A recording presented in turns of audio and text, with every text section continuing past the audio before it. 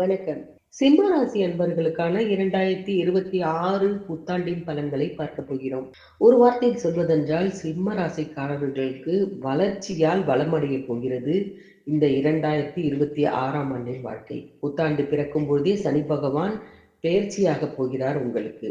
அஷ்டமத்து சனியாக அவர் வந்து அமரப்போகிறார். அதற்காக உடனே பயப்பட தேவையில்லை. உங்கள் ராசிக்கு 6ஆம் இடத்திற்கு அதிபதியானவர் சனி. அவர் அஷ்டமத்தில் சஞ்சரிக்கும் பொழுது கெட்டவன் கெட்டிடில் கிட்டிடும் ராஜயோகம் என்பதற்கேற்ப நல்ல பலன்களை அவர் வாரி வழங்குவார். சனிதோறும் நீங்கள் சனி கவசம் பாடி சனி பகவானை வழிபட இந்த வளர்ச்சி அதிகமாகும். புத்தாண்டின் தொடக்கத்தில் உங்கள் ராசி நாதனாக இருக்கக்கூடிய சூரியன் பஞ்சமஸ்தானத்தில் சஞ்சரிக்கிறார். அவரை குரு பார்க்கிறார். குருவும் புதனும் பரிவர்த்தனை யோகம் பெற்று பஞ்சமஸ்தானத்தில் உள்ள கிரகம் என்பதால் நெஞ்சம் நிகழும் சம்பவங்கள் நிறைய நடைபெறும். இந்த ஆண்டு உங்களுக்கு ராகு கேது பயிற்சியும் இருக்கிறது. அதே போல் குரு பயிற்சியும் உள்ளது. ஜென்ம குருவால் சுப செலவு அதிகரிக்கப் போகிறது. நவக்கிரக பூஜையை நீங்கள் தினந்தோறும் செய்வதன் மூலம் எதிர்ப்புகள் எல்லாம் உங்களை விட்டு விலகப் போகிறது. ஆண்டின் தொடக்கத்தில் மிதுனத்தில் சஞ்சரிக்கும் குரு உங்கள் ராசிக்கு 3, 5, 7 ஆகிய இடங்களை பார்க்கிறார். இதனால் பிள்ளைகள் வழியில் ஏற்பட்ட பிரச்சனைகள் உங்களை விட்டு அகலப் போகிறது. பார்ப்போற்றும் வாழ்க்கை உங்களுக்கு அமையப் போகிறது. பெற்றோரின் ஆதரவும் அதிகமாக கிடைக்கும். எல்லாவற்றையும் ஈடுகட்ட வேண்டும் என்ற எண்ணம் மனதில் தோன்றும். உங்கள் ராசிக்கு இதுவரை 7ஆம் இடத்தில் சஞ்சரிக்கும் சனி பகவான் மார்ச் மாதம் 6ஆம் தேதி அஷ்டமஸ்தானமான 8ஆம் இடத்தில் வந்து அமரப்போகிறார். அங்கிருந்து 2, 5, 10 இந்த 3 இடங்களை பார்க்க போகிறார். குடும்பஸ்தானத்தில் சனியின் பார்வை பதிவதால் குடும்பத்தில் பழைய பிரச்சனைகள் ஏதாவது இருந்தால் அது மீண்டும் தலை தூக்கலாம். கவனமாக இருங்கள். விட்டு கொடுத்து செல்வது நல்லது. உத்தியோக மாற்றம் மன வருத்தத்தை தரலாம்.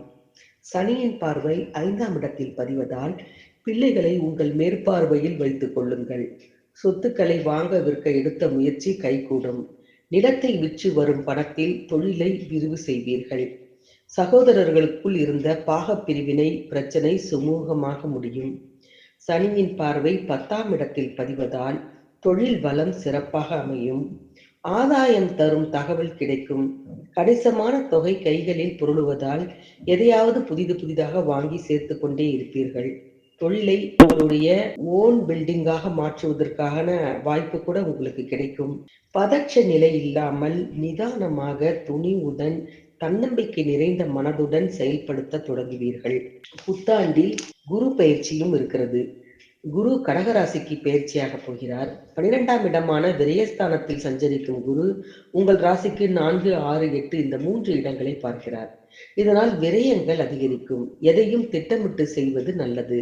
திடீர் மாற்றம் மன மகிழ்ச்சியை உங்களுக்கு ஏற்படுத்தும். 4ஆம் இடத்தை குரு பார்ப்பதால் சுகஸ்தானமும் புனிதமடைகிறது.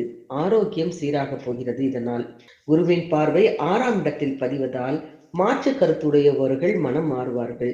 கூட்டு முயற்சியிலிருந்து தனித்து சுயமாக செயல்பட தொடங்குவீர்கள். நல்ல வேலை அமையும். பாக பிரிவினைகள் எல்லாம் சாதகமாக அமையும். குருவின் பார்வை 8ஆம் இடத்திலும் பதிவதால் எதிர்பார்த்து காத்திருக்கும் வெளிநாட்டு யோகம் வந்து சேரும். இடமாற்ற சிந்தனைகள் அதிகரிக்கும். அதே நேரத்தில் 2026ஆம் ஆண்டில் ராகு கேதுவின் பயிற்சியும் இருக்கிறது.